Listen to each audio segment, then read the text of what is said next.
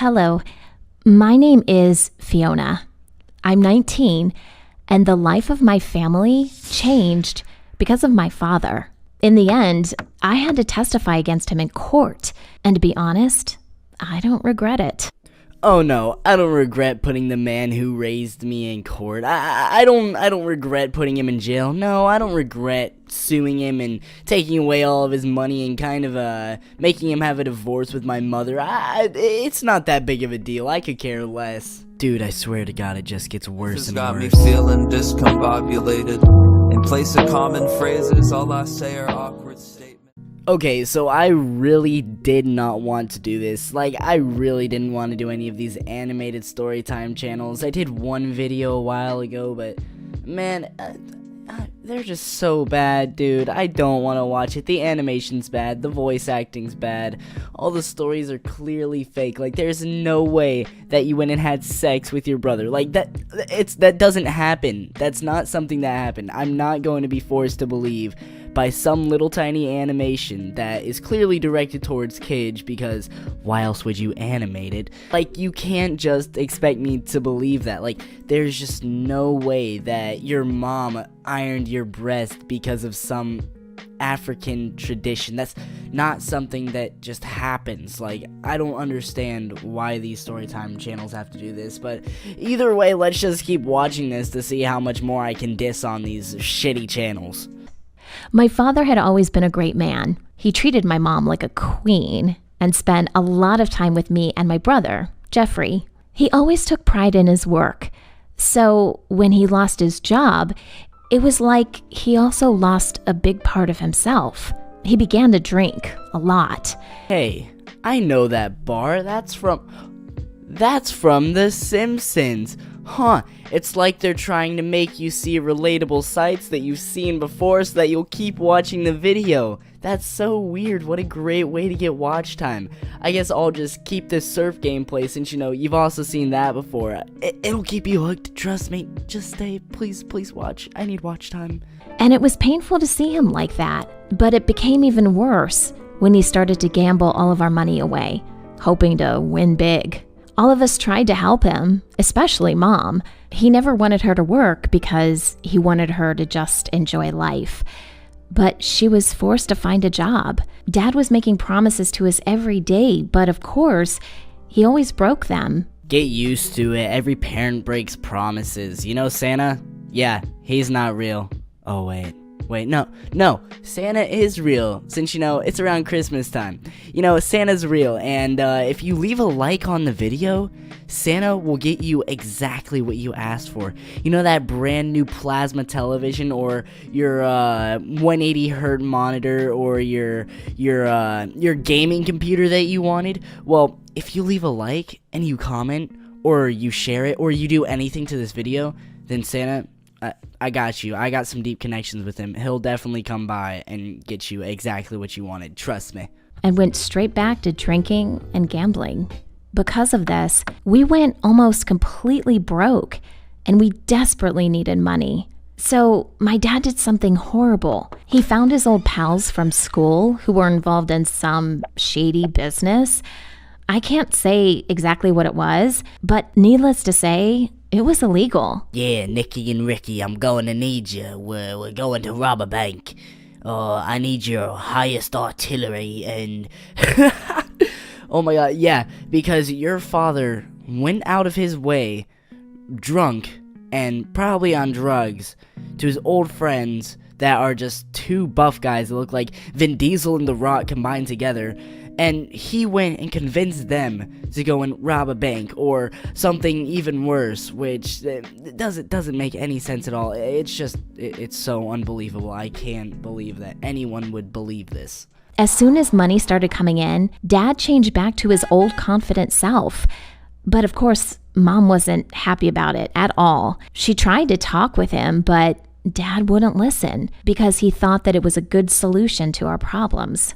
We tolerated it, and of course, I didn't know that much at first, but it all changed once Dad tried to make Jeffrey a part of it. You see, Jeffrey has always looked up to Dad. He taught Jeffrey everything he knew, and he was a great friend to him. So of course, when Dad asked Jeffrey to help, Jeffrey instantly agreed. He simply couldn't even imagine that Dad could do anything wrong. Often Dad or Jeffrey would come home incredibly late, and the worst part was that they were enjoying whatever they'd been doing. Well, yeah, of course they're enjoying father-son bonding time, because who doesn't enjoy getting hella bank and being able to pay for all of the designer clothing and getting Apple everything and, going out late at night? Who wouldn't enjoy that? Like, I don't understand why this is such a big deal to you. Just let the man get bank and provide for his family, because you don't know how hard it is.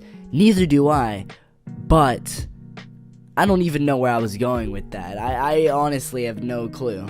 All those late evenings, I was listening to how Mom was sobbing silently, and she could barely look at Dad or Jeffrey when they got home. She tried to act like everything was normal between them, but she had this sickly and worried facial expression all the time.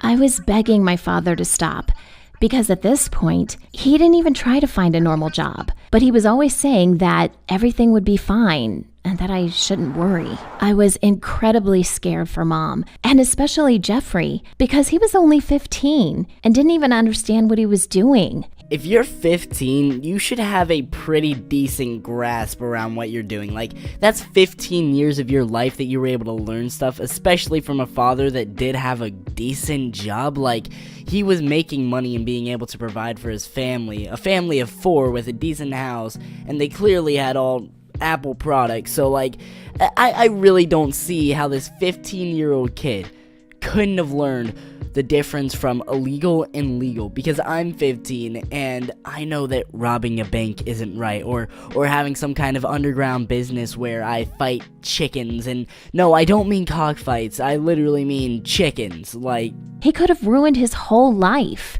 I loved my dad, but he was a different man now. So I did something drastic. I went to the police and told them everything I knew, the names of my father's friends and what they were doing. I didn't say anything about Jeffrey because I wanted to protect him. I really didn't want to do that. I still loved Dad, but I was simply afraid of what could happen next. What's that I hear? A snitch? Oh my god, imagine busting a nut to just have that nut bust you one day. Wow, that must suck really bad. You're just trying to provide for your family, you're vibing, getting all this money with your son and bonding with him, your life is going right. All of a sudden, the cops are at your door saying, oh yeah, your daughter snitched on you, sorry about that, but we're going to have to take you to jail. Bro, just the disgust that I would feel, I'd be like, damn bro. My nut busted me. After a long trial, which I didn't play a big part in because the police had already been making a case against them for a long time, my father was put in jail. It wasn't a long time, less than a year, but needless to say, it shook our family to the core. Mom didn't get better in any way. In fact, she got worse. She was thinking about leaving Dad for good. She spent a lot of time working so her family could have just enough money to get by, even with me finding a part-time job. But the worst thing happened to Jeffrey. He hated me for betraying Dad. He didn't even consider me his sister anymore. He thought that everything my father did was right, so he continued to do what he did with our father. This basically meant that everything I'd done to save our family was completely meaningless. Yeah, you hear that, kids? No matter what you do, if you're a snitch, nothing's going to play out right for you. No, but seriously, like, what did you think was going to happen? You literally said that your little brother is devoted to your dad. So why would he stop business whenever the main guy gets taken out? Like, that's not how business works. You still gotta make money. You still gotta do what you gotta do to get by. You getting a part-time job as a waitress at Hooters isn't going to do anything. Bro, you look like a stick. You're not even that hot. You look like a stick with a wig. Well, from there, it's basically just a list of boring animation and shitty voice acting that, it really doesn't progress anywhere from there. I guess all that happens is her dad gets let out, and they get a divorce, and you know, their life is changed for the worse or for the better. Who really knows? Jeffrey is still on doing his cryptocurrency thing.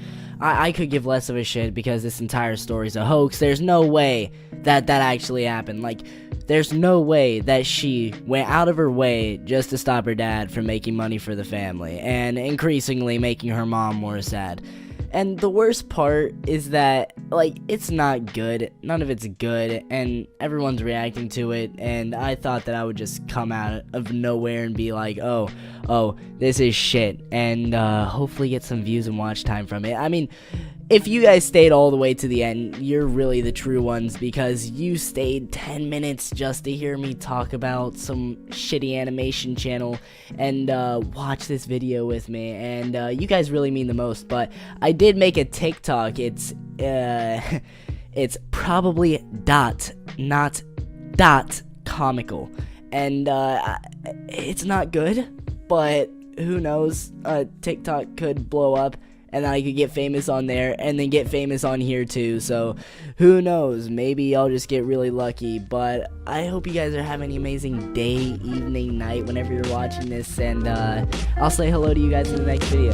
Peace out, love y'all. If this city was a kingdom, I'd want you to rule with me. Still worried for your safety after all that tomfoolery.